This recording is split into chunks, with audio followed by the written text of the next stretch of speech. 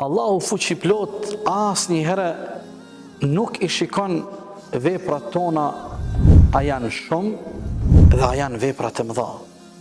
Por Allahu e shikon cilësinë dhe kualitetin e veprave tona.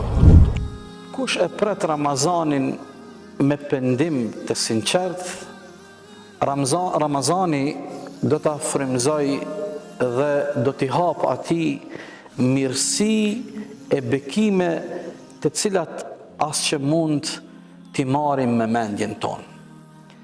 Kthimi ynë tek Allahu fuqiplot është një detyrim dhe është një nevojë në të njëjtën kohë, por ky kthim i joni tek Zoti ynë fuqiplot duhet të jetë kthim i vërtet, duhet të jetë kthim i sinqert, duhet të jetë një kthim që ne provojmë raportet tona me Allahun t'i bëjmë sa më cilësore.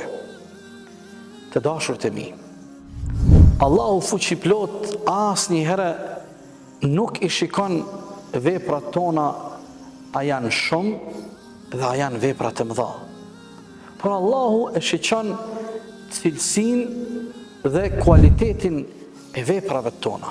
Qoftë agjërimi, qoftë falja e namazit, leximi i Kur'anit, përmendja e Allahut, lutjet e çdo gjë tjetër.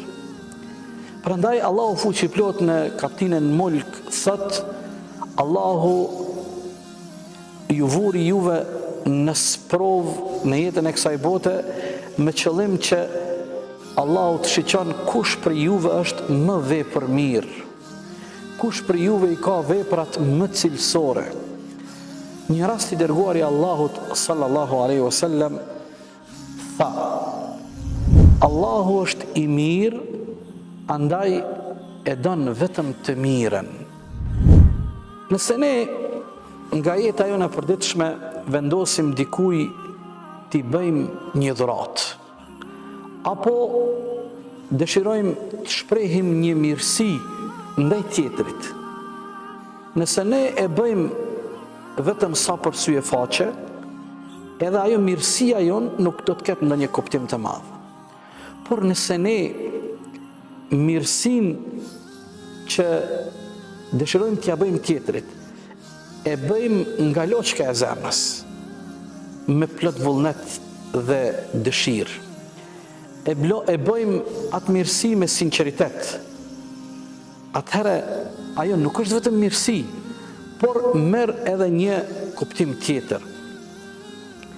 Nëna e besimtarëve Aisha radiallahu anha është interesant, kur dëshironte të bën sadaka, t'jep lëmosh,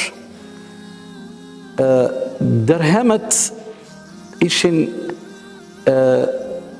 valut prej argjenti, i pastronte, i lante mirë, dhe duke i pastru dhe duke i la, thoshte: para se unë t'ja ofroj një nevojtarit këtë sadaka, kjo do t'arrin tek Allahu. Do të shiqo